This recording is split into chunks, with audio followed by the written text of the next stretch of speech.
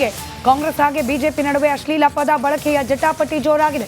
ಕಾಂಗ್ರೆಸ್ ಆರೋಪಕ್ಕೆ ಬಿಜೆಪಿ ನಾಯಕರು ತಿರುಗೇಟು ನೀಡಿದ್ದಾರೆ. ಅದರಲ್ಲೂ ಸಿಟಿ ರವಿ ಅವರೇ ಪ್ರತಿಕ್ರಿಯೆ ನೀಡಿದ್ದಾರೆ. ಅವಹೇಳನಕಾರಿ ಪದವನ್ನ ನಾನು ಬಳಕೆ ಮಾಡೇ ಇಲ್ಲ.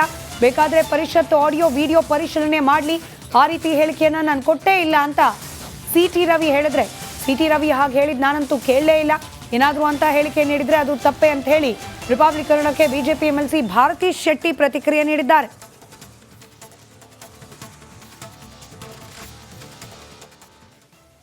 ಈ ತರದ ರಾಜಕಾರಣಗಳಿಗೆ ನಾನು ಹೆದರೋನಲ್ಲ, ಹೆದರಿಸುವಂತದನ್ನ ಬೇರೆಯವ್ರಿಗೆ ಇಟ್ಕೊಳ್ಳಿ. ನಾನು ಯಾವ ಹೆಣ್ಮಕ್ಳ ಬಗ್ಗೆನೂ ಹಂಗ ಹೇಳಲ್ಲ, ಹಂಗ ಅವ್ರಿಗೆ ಹೇಳ್ಬೇಕಾದಂತ ಸನ್ನಿವೇಶ ಹೇಳೋದು ಇಲ್ಲ. ಯಾಕಾಗ ಅವ್ರು ಭಾವಿಸ್ಕೊಂಡ್ರೋ ಗೊತ್ತಿಲ್ಲ. ನಾನು ಆ ರೀತಿ ಹೇಳುವಂತ ಯಾರಿಗೂ ಹೇಳಿಲ್ಲ ಇದುವರೆಗೂ. ಅಂಬೇಡ್ಕರ್ ಬಗ್ಗೆ ಮಾತಾಡಿದ್ದೀನಿ. ಅಮಿತ್ ಶಾ ಅವರು ಕಾಂಗ್ರೆಸ್ನವರ ಬಗ್ಗೆ ಹೇಳಿದ್ದ ವಿಷಯವನ್ನ ತಿರ್ಚಿದ್ದಾರೆ ಅನ್ನೋ ವಿಷಯ ಮಾತಾಡಿದ್ದೀನಿ. ಈ ರೀತಿ ಹೆದರಿಸೋದು ಅಲ್ಲ, ಹೆದರುವಂತ ರಾಜಕಾರಣಿ ಅಲ್ಲ. ಆ ರೀತಿ ಹೆದರಿಸುವಂತ ರಾಜಕಾರಣ ನನ್ನ ಹತ್ರ ಮಾಡುವಂತದ್ ಬೇಡ. ಆ ರೀತಿ ಎದುರಿಸಿ ರಾಜಕಾರಣ ಮಾಡಕ್ಕೆ ನಾನೇನು ಇವತ್ತು ನೆನ್ನೆ ಬಂದವನಲ್ಲ. ವಿಷಯಾಂತರ ಮಾಡೋದಕ್ಕೆ ನೋಡಿ, ನಾನ್ ಕಟ್ಟರ್ ಬಿಜೆಪಿ ಎಲ್ರಿಗೂ ಗೊತ್ತು. ವಿಷಯಾಂತರ ಮಾಡೋಕ್ಕೋಸ್ಕರ ಅವರು ಕಾಂಗ್ರೆಸ್ನವರು ಅಂಬೇಡ್ಕರ್ ಅವರಿಗೆ ಮಾಡಿದ ಅಪಮಾನವನ್ನ ನಾವು ಎಳೆಯಾಗಿ ಬಿಡಿಸಿಡೋದಕ್ಕಿದ್ವಿ. ಅವರು ಸಭಾಪತಿಗಳು ಅವಕಾಶ ಕೊಟ್ಟಿದ್ರೆ ಎಳೆಯಾಗಿ ಬಿಡಿಸಿಟ್ಟಿದ್ವಿ. 2 ಬಾರಿ ಸೋಲ್ಸಿದ್ದು ಕಾಂಗ್ರೆಸ್ ಅಂಬೇಡ್ಕರ್ ಅವರನ್ನ, ಸತ್ತಾಗ ಅಪಮಾನ ಮಾಡಿದ್ದು ಕಾಂಗ್ರೆಸ್, ಅವರಿಗೆ ಯಾವುದೇ ರೀತಿಯ ಸ್ಮಾರಕ ಕಟ್ಟದಲೇನೆ ಅವ್ರನ್ನ ನಿರ್ಲಕ್ಷ್ಯ ಮಾಡಿದ್ದು ಕಾಂಗ್ರೆಸ್.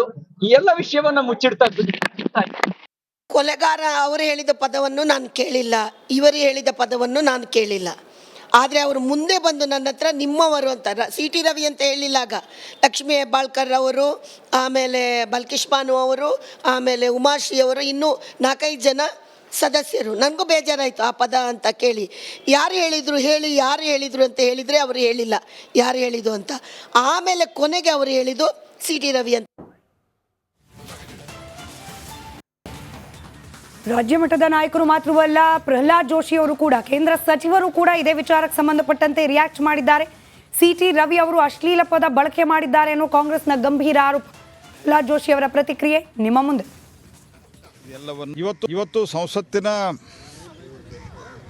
ಮಕರದ್ವಾರದಲ್ಲಿ ನಡೆದಂಥ ರಾಹುಲ್ ಗಾಂಧಿಯವರ ದುಷ್ಕೃತ್ಯ ಇದು ಕಾಂಗ್ರೆಸ್ ಪಾರ್ಟಿಯ ಹತಾಶೆ, ನಿರಾಶೆ. ಒಂದು ಕಡೆ ರಾಷ್ಟ್ರೀಯ ಮಟ್ಟದಲ್ಲೂ ಕೂಡ ಸಂಸತ್ನಲ್ಲಿ ಇಂಥದ್ದೇ ಸಂದರ್ಭ. ಅಂಬೇಡ್ಕರ್ ಅವರ ವಿಚಾರಕ್ಕೆ ಸಂಬಂಧಪಟ್ಟಂತೆ ಇವತ್ತು ಭಾರಿ ಕೋಲಾಹಲ, ಗದ್ದಲ, ಗಲಾಟೆ. ರಾಹುಲ್ ಗಾಂಧಿ ಅವರು ತಳ್ಳಿ ಬಿಜೆಪಿಯ ಸಂಸದರಿಗೆ ಗಾಯವಾಯಿತು ಅನ್ನೋ ವಿಚಾರ. ಇದಕ್ಕೆ ಸಂಬಂಧಪಟ್ಟಂತೆಯೂ ಕೇಂದ್ರ ಸಚಿವ ಪ್ರಹ್ಲಾದ್ ಜೋಶಿ ಅವರು ಪ್ರತಿಕ್ರಿಯೆ ನೀಡಿದ್ದಾರೆ. ಮತ್ತೊಂದು ಕಡೆ ಬೆಳಗಾವಿಯ ಚಳಿಗಾಲದ ಅಧಿವೇಶನದ ಕೊನೆಯ ದಿನವೂ ಕೂಡ ಪರಿಷತ್ನ ಪ್ರಾಂಗಣ ಹಾಗೆ ಹೊರಭಾಗದಲ್ಲಿ ರಣಾಂಗಣದ ಸ್ವರೂಪ. ದೃಶ್ಯದಲ್ಲಿ ನೀವು ಗಮನಿಸ್ತಾ ಇರೋದು ಇದೇ ಅಂಬೇಡ್ಕರ್ ಫೈಟ್ ವಿಚಾರಕ್ಕೆ ಸಂಬಂಧಪಟ್ಟಂತೆ ಪರಿಷತ್ನಲ್ಲಿ ವಿಚಾರಗಳು ಪ್ರಸ್ತಾಪ ಆಗ್ತಾ ಇದ್ದ ಸಂದರ್ಭದಲ್ಲಿ ಲಕ್ಷ್ಮೀ ಹೆಬ್ಬಾಳ್ಕರ್ ಹಾಗೆ ಸಿಟಿ ರವಿ ಅವರ ನಡುವೆ ನಡೆದಿರುವ ವಾಕ್ಪ್ರಹಾರ. ಈ ಸಂದರ್ಭದಲ್ಲಿ ಸಿಟಿ ರವಿ ಅವರು ಅಶ್ಲೀಲ ಪದವನ್ನು ಬಳಕೆ ಮಾಡಿದ್ದಾರೆ ಲಕ್ಷ್ಮೀ ಹೆಬ್ಬಾಳ್ಕರ್ ಅವರ ವಿರುದ್ಧವಾಗಿ ಅನ್ನೋ ಆರೋಪ. ಬಿಜೆಪಿ ಕಾಂಗ್ರೆಸ್ನ ನಡುವೆ ಹೊಸದೊಂದು ಟಾಕ್ ಫೈಟ್ಗೆ ಕಾರಣವಾಗಿದೆ.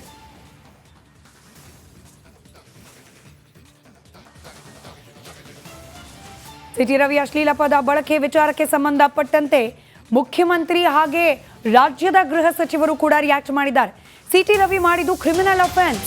ಈ ಬಗ್ಗೆ ಸಭಾಪತಿಗೆ ದೂರು ನೀಡ್ತೇವೆ ಅಂತ ಹೇಳಿ ಬೆಳಗಾವಿಯಲ್ಲಿ ಸಿಎಂ ಸಿದ್ದರಾಮಯ್ಯ ಹೇಳಿಕೆ ನೀಡಿದ್ರು. ಇನ್ಫ್ಯಾಕ್ಟ್ ಇದೀಗ ದೂರು ಕೂಡ ನೀಡಲಾಗಿದೆ. ಎಂಎಲ್ಸಿ ಸಿಟಿ ರವಿ ಅಶ್ಲೀಲ ಪದವನ್ನು ಬಳಸಿದ್ದಾರೆ. ಇದರಿಂದ ಲಕ್ಷ್ಮೀ ಹೆಬ್ಬಾಳ್ಕರ್ ಅವರಿಗೆ ನೋವಾಗಿದೆ. ಗೃಹ ಸಚಿವ ಡಾಕ್ಟರ್ ಜಿ ಪರಮೇಶ್ವರ್ ಅವರ ಪ್ರತಿಕ್ರಿಯೆ ಇದು.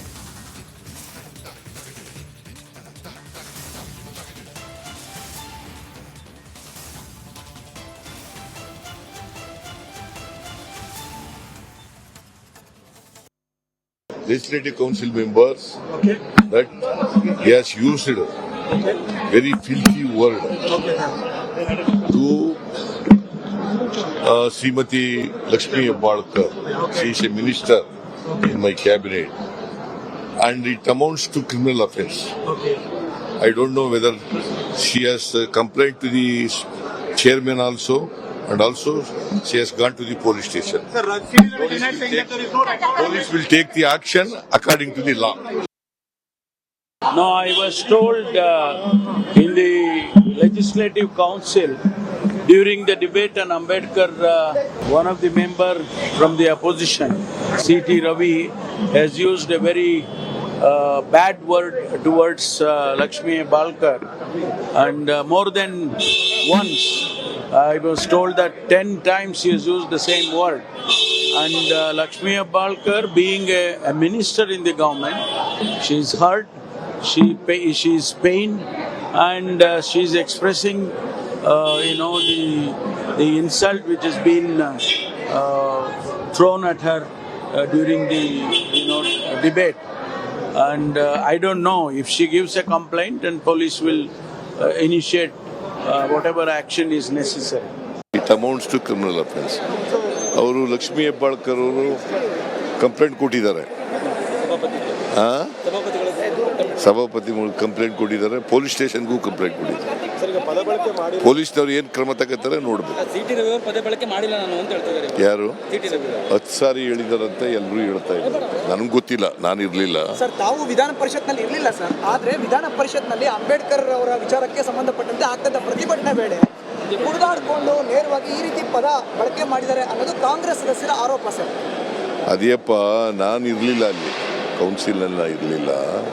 ಬಟ್ ನನಗೆ ಬಂದು MLAಗಳೆಲ್ಲ, ಕೌನ್ಸಿಲ್ ಮೆಂಬರ್ಗಳೆಲ್ಲ ಬಂದು ಹೇಳಿದ್ರು ಭಾಳ ಕೆಟ್ಟ ಪದ ಬಳಸಿದ್ದಾನೆ ಅಂತೇಳಿ. ರವಿಯವರು, C.T. ರವಿ ಭಾಳ ಕೆಟ್ಟ ಪದ ಬಳಸಿದ್ದಾರೆ. ಅದು ಕ್ರಿಮಿನಲ್ ಅಫೆನ್ಸ್ ಆಗುತ್ತದೆ.